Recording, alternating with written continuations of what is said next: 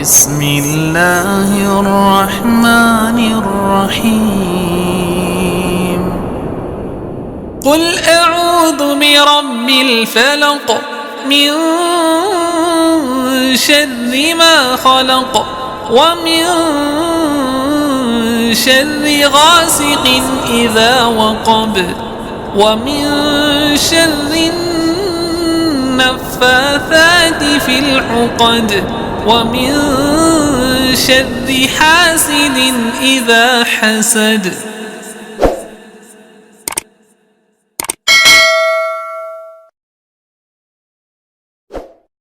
Assalamualaikum warahmatullahi wabarakatuh. Alhamdulillahirabbil alamin. Wa bihi nasta'inu ala umuri dunya waddin. Wassalatu wassalamu ala asrafil anbiya'i wal mursalin wa ala alihi wa sahbihi ajma'in. Amma ba'd. Wa qala Allah ta'ala fil Qur'anil Karim wa huwa asdaqul qailin. A'udzu billahi samil alim minasy syaithanir rajim.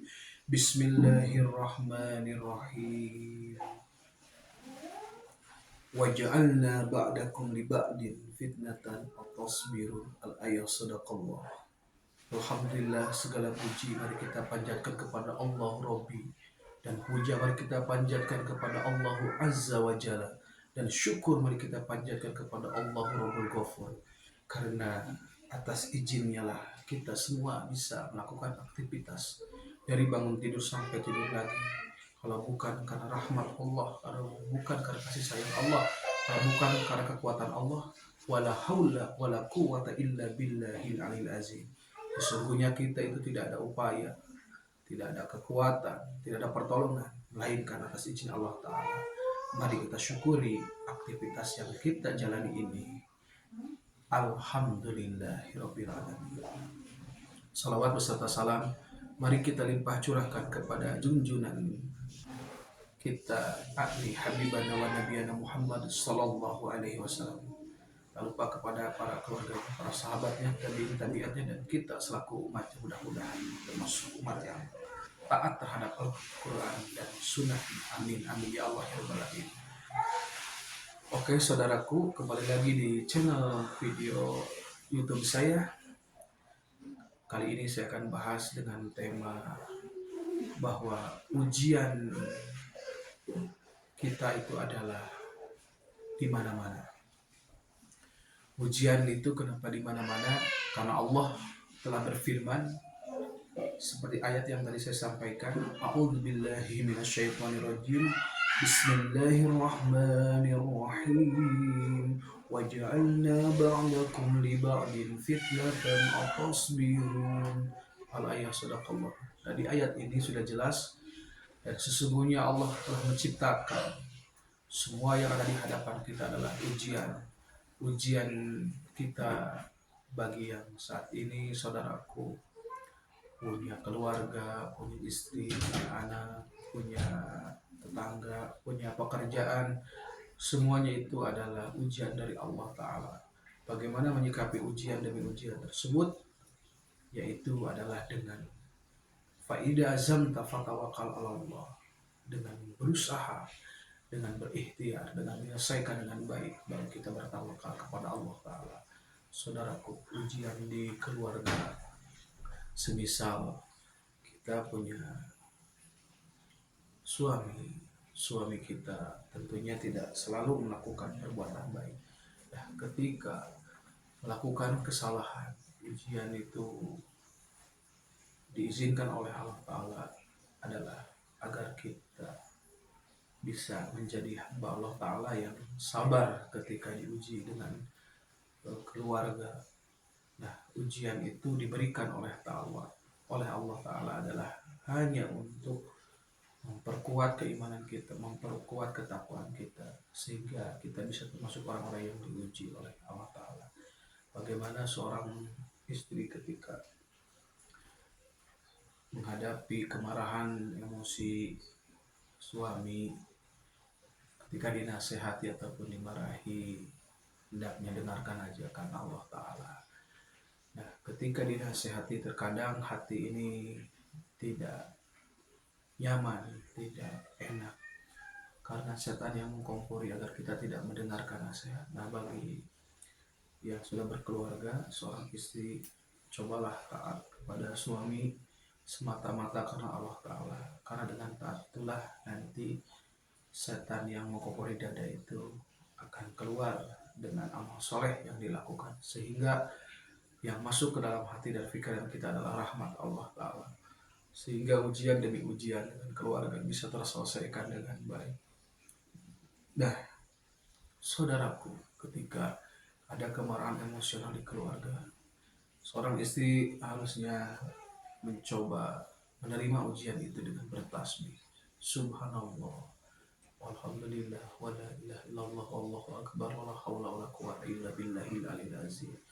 Nah, berarti ketika tidak terpancing emosi dan tidak jengkel kepada suatu pasangan, nah disitulah benar-benar terletak seseorang dipertaruhkan keimanannya, ketakwaannya, kesolehannya, kesabarannya, sehingga ketika itu terrealisasikan, teraplikasikan dalam sikap yang baik dan sabar, tentunya Allah telah berfirman, innal hasanati yudhibuna min sayyi'ah. Nah, di ayat ini jelas sesungguhnya amal kebaikan itu dapat menghapus keburukan. Jadi amal yang baik itu bisa menetralkan, bisa mengurangi, bisa menghilangkan dari sebagian dosa-dosa kita. Nah, caranya adalah ketika kita hadapi ujian dari Allah Ta'ala dengan suatu keluarga, dengan orang tua, mertua, istri, anak, pekerjaan, bisnis, nah, semua itu adalah ujian yang harus kita hadapi.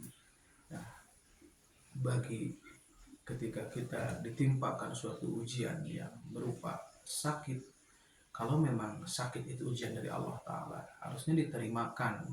Bagaimana si ujian itu supaya kita lulus? Jadi ketika sakit itu, ya hendaknya kita menerima dengan lapang dada, bersabar, berobat, baik medis ataupun alternatif. Nah, itu juga bagian baru di mata Allah dipandang kita sabar menghadapi ujian. Jadi sabar itu tidak diam, tidak menunggu. Lalu bagaimana dengan orang yang kena peringatan dari Allah Ta'ala, lalu dia mengaku-ngaku ujian? Nah, kalau dia mengaku diuji oleh Allah Ta'ala, itu hanya pengakuan dirinya. Sedangkan ujian itu adalah prerogatif Allah. Seseorang mendapatkan ujian berarti imannya baik, berarti imannya benar di jalan Allah Ta'ala. Lalu ketika dia sakit karena kesolehannya, karena ketakwaannya, karena kebaikannya, itulah yang dinamakan ujian. Nah, tapi kalau kelakuan tidak selaras dengan ucapannya, dengan tingkahnya, dengan sikapnya, keluar dari jalur Al-Quran dan Sunnah Rasulullah Muhammad SAW, itulah jatah, itulah peringatan dari Allah Ta'ala. Sebagaimana firman Allah Ta'ala di dalam Al-Quran, A'udzu billahi minasyaitonir rajim. Bismillahirrahmanirrahim. Wa ma asabakum min musibatin fabima kasabat aydikum. Nah, dan apa saja bencana musibah yang menimpamu itu disebabkan karena perbuatan kita, karena dosa-dosa kita. Ingat ya, Allah telah berfirman di dalam Al-Quran, itu sudah jelas. Jadi, dan apa saja bencana musibah yang menimpamu itu disebabkan dari kesalahanmu. Nah, kesalahan ini adalah kelakuan kita yang tidak baik, perbuatan kita yang keluar dari jalur Qur'ani, keluar dari sunnah Rasulullah Muhammad SAW. Jadi ujian berupa sakit itu hanya diizinkan oleh Allah Ta'ala kepada orang soleh. Tapi peringatan diizinkan oleh Allah Ta'ala menimpa kepada kita itu disebabkan dari kehilapan atau dosa-dosa kita, saudaraku. Sudah jelas ayat ini menjadi patokan bahwasannya ujian dan peringatan itu sama saja, itu adalah kasih sayang dari Allah Ta'ala. Cuma kalau ujian itu ada level kesolehan, tapi kalau peringatan itu karena kesalahan. Jadi tetap Allah yang salah, tetap dikasih dengan Rahman Rahim, yaitu disadarkan melalui peringatan itu. Tetapi yang diuji oleh Allah Ta'ala dengan ujian tersebut itu adalah agar Allah meningkatkan keimanan seseorang. Karena rahasia dari menghadapi ujian di mana-mana, tentunya di mana-mana itu semua ada di hadapan kita. Nah, ketika kita menyelesaikannya dengan baik dan benar di jalan Allah Ta'ala, tentu inilah yang akan menjadi nilai plus. Tentu inilah yang akan menjadi kita mempunyai predikat kesolehan di mata Allah. Sehingga mudah-mudahan inilah jalan salah satunya mengetuk pintu rahmat Allah Ta'ala dengan berusaha menjadi orang yang sabar. Sesungguhnya orang yang sabar itu sangat luar biasa. Karena Allah telah berfirman, Innallaha ma'as-sabirin. Sesungguhnya Allah bersama orang-orang yang sabar. Saudaraku, bagi saat ini saudaraku yang diuji dengan bertubi-tubi, dengan fitnah, dengan dijelek-jelekan oleh orang yang ingin menjatuhkan kita. Nah, sebenarnya ketika di titik sabar kita, ketika kita berusaha menerima ujian dari orang-orang yang memfitnah, maka itu akan mempunyai nilai yang sangat luar biasa karena Allah akan bersamanya. Kalau Allah sudah bersama, saudara-saudaraku, doanya akan dikabulkan oleh Allah Ta'ala. Tentunya inilah yang kita harapkan, tentulah ini yang kita inginkan. Cuma ketika ini luar biasa ujiannya, itu akan menguras pikiran kita, sehingga setan itu senantiasa ingin menggagalkan dari kesabaran kita. Oke saudaraku, ingat ya, bahwa ujian melalui orang-orang yang zalim jangan kita lawan, tetapi kita lakukan dengan doa yang baik. Seperti Allah berfirman di dalam Al-Quran, wa idza khatabahumul jahiluna qalu salama. Dan ketika baginda Nabi Muhammad SAW dijahili, dicaci, dimaki, difitnah, bahkan mau dibunuh, apa doa beliau? Qalu salama. Beliau mendoakan dengan penuh keselamatan. Contoh, ketika beliau ada yang zalim di surah Al-Falaq, baginda Nabi Muhammad itu berdoa memohon kepada Allah dari berlindung dari kegelapan malam hari, dari wanita-wanita penyihir, karena ada seseorang yang ingin menyerang. Nah, baginda Nabi Muhammad itu doanya itu wa idza khatabahum jahilun qalu salam.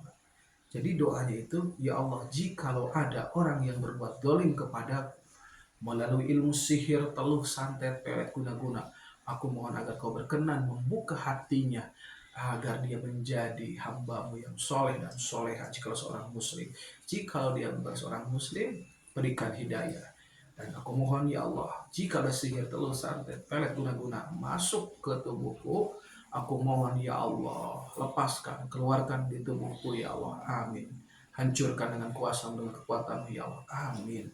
Ya Allah, mudah-mudahan jikalau aku disembuhkan dari penyakit medis ataupun non medis, dari gangguan sihir, teluh, santet, pelet, guna-guna, semoga aku bisa meningkatkan iman, ketakwaan, dan bersyukur kepada-Mu ya Allah. Selamatkan orang-orang yang telah zalim kepadaku ya Allah, dan balas sesuai apa yang dikerjakan kepadaku. Amin, amin ya Allah ya Rabbal alamin. Lalu kita dengan tenang, dengan memfokuskan, memohon kepada Allah, tasbih, subhanallah, alhamdulillah, wa la ilaha illallah, wallahu akbar, wa la hawla wa la quwwata illa billahil aliyil azim. Lakukanlah bacaan tersebut dengan berulang-ulang, dengan penuh keyakinan, dengan penuh ketenangan. Semoga dengan memuji Allah yang maha terpuji, dengan kekuatannya yang maha dasar, dengan Allah memiliki sifat malikil mulku, dialah raja dari segala raja, dialah al-aziz, dialah yang gagah, ya qadir, dialah yang maha berkuasa atas hidup dan mati kita.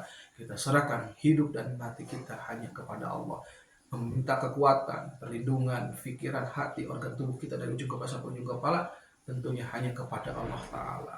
Oke saudaraku, semoga bagi yang menonton acara tayangan YouTube saya bisa meningkatkan keimanan, ketakwaan, khususnya pribadi saya, umumnya kepada siapapun yang mendengarkan